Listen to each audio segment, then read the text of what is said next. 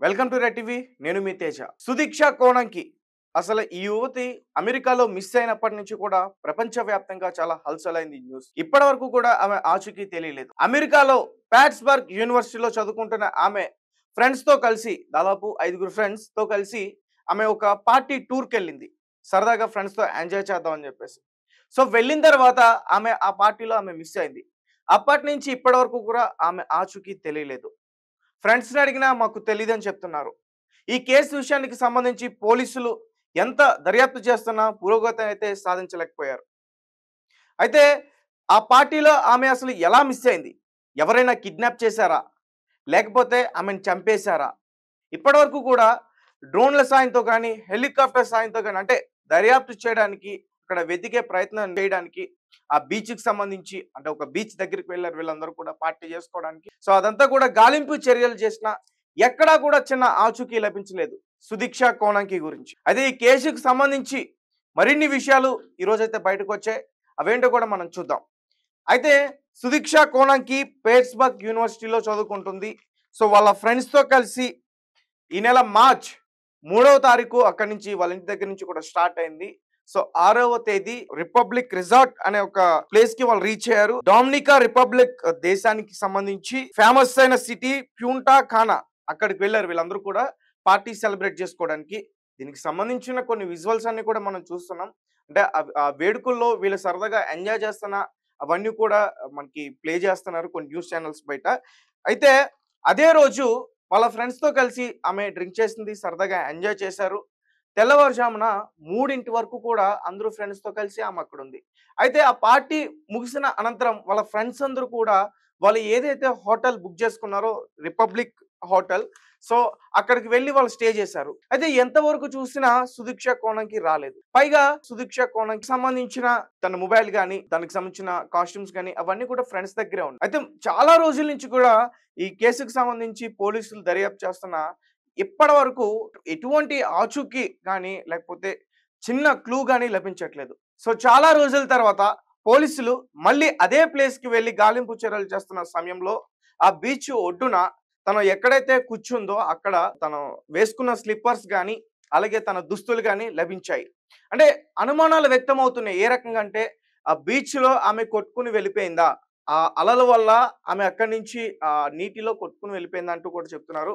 ఒకవేళ అదే జరుగుంటే ఖచ్చితంగా ఆ బాడీ అనేది మళ్ళీ ఒడ్డుకొచ్చే అవకాశం ఉంటుంది. ఇన్ని రోజులు అక్కడే లోపడైతే ఉండదు. అలాగే వీళ్ళు డ్రోన్‌ల సాయంతో గాని, హెలికాప్టర్ సాయంతో గాని ఆ బృందాలు ఏర్పడి గాలింపు చర్యలు చేస్తానంటున్నారు. అంటే ఒక్క బాడీని పట్టుకోవడానికి ఆమె ఏమైందో తెలీదు. బట్ ఆ బాడీని పట్టుకోవడానికి ఇన్ని రోజులు సమయం పడుతుంది. అది చాలా డెవలప్ అయిన కంట్రీస్‌లో ఇన్ని రోజులు టైం పడుతుందనైతే మాత్రం నేను అనుకోను. సో ఈ కేసుకి సంబంధించి ఒక విషయం రీసెంట్‌గా వెలుగులోకి వచ్చిన విషయం ఏంటంటే తన 5 స్నేహితులతో పాటు ఇంకొక వ్యక్తి సో తన పేరు జోష్రిబ్. సో అదే రోజు అంటే ఫస్ట్ నుంచి కూడా మేమందరం కూడా హోటల్‌కి వచ్చేసాం. సో తను అక్కడే ఉండిపోయిందని చెప్తున్న స్నేహితులు తర్వాత మరి ఏమైందో ఈ విషయాన్ని ఎటు తప్పించే ప్రయత్నాలు చేశారో ఏంటో నాకైతే అర్థం కాలేదు. జోష్రిబ్ అనే వ్యక్తితో పాటు అదే రోజు 3 వరకు కూడా బీచ్‌లో ఉందంట. అంటే బీచ్‌లో నడుమొడ్డున వరకు వచ్చే వాటర్‌లో వాళ్ళిద్దరూ కూర్చొని సరసాలాడుకుంటూ, ముద్దులు పెట్టుకుంటూ, కబుర్లు చెప్పుకుంటూ చాలా సేపు వరకు అక్కడే ఉన్నారట. సో అదే టైంలో ఒక్కసారిగా పెద్ద అల వచ్చిందంట. అంటే జోష్రిబ్‌ని విచారణ చేస్తున్న టైంలో పోలీసులు అతని దగ్గర నుంచి రాబట్టిన విషయాలు ఇప్పుడు నేను చెప్తున్నవి. ఒక్కసారిగా పెద్ద అల రావడంతో వాళ్ళిద్దరూ లోపలికెళ్ళిపోయారు.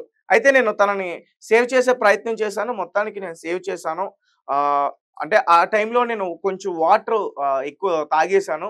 సో మళ్ళీ బయటకొచ్చి ఆ వాటర్‌ని నేను కక్కుకున్నా నాకు వాంతులయినాయి. ఒకసారిగా నాకు స్పృహ తప్పిపోయింది అంతే. నాకు అక్కడ వరకే తెలుసు. దాని తర్వాత సుదీక్ష ఏమైందో ఏంటో ఆ విషయాలైతే మాత్రం నాకు తెలీదంటూ జోషిబ్ అనే వ్యక్తి మాత్రం చెప్పుకుంటూ వచ్చాడు. సో ఇతను కూడా సో అంటే అదే కంట్రీలో అతను కూడా వేరే యూనివర్సిటీలో చదువుకుంటున్నాడు. తిను సీనియర్. సో అతని కాలేజ్ పేరైతే నాకు తెలీదు.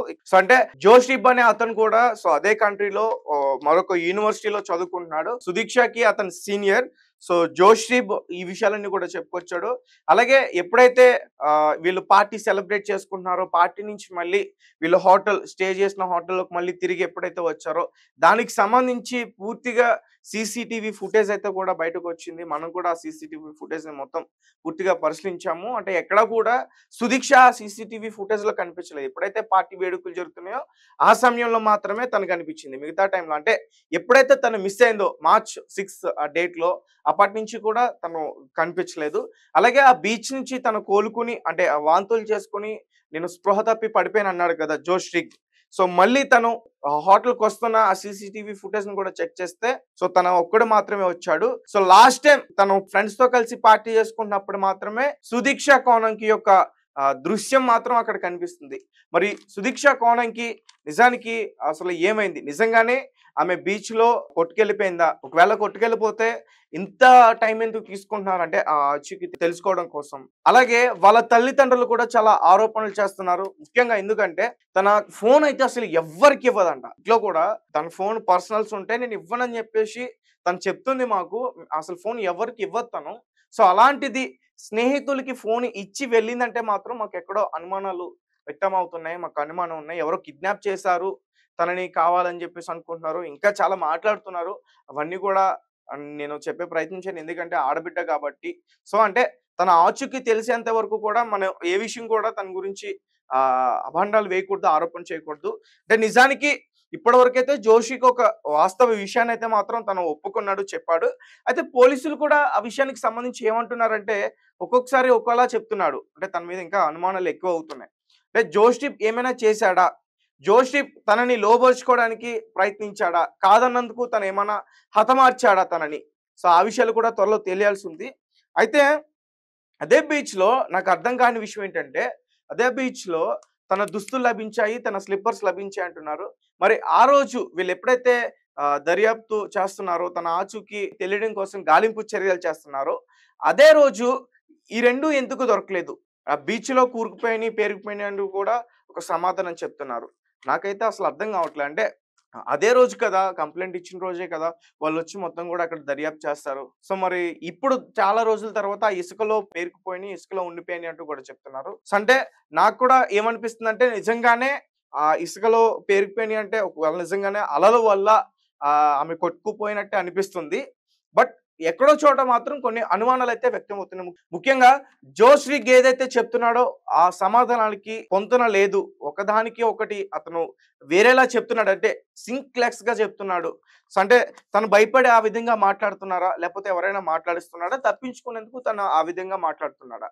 సో, మొత్తానికి ఈ కేస్‌లో క్లూ అయితే దొరికింది. సో, ఒకవేళ నిజంగానే ఆమె బీచ్‌లోకి కొట్టుకొని ఎళ్ళిపోతే మాత్రం త్వరలో తన బాడీ లభించే అవకాశం ఉంటుంది. అలా కాకుండా ఒకవేళ నిజంగానే వాళ్ళ పేరెంట్స్ ఏదైతే చెప్తున్నారో వాళ్ళకున్న అనుమానాలు మా పాపని ఎవరో కిడ్నాప్ చేశారు, ఎవరో తీసుకెళ్ళిపోయారంటూ చెప్తున్నారో, ఒకవేళ దర్యాప్తు చేస్తే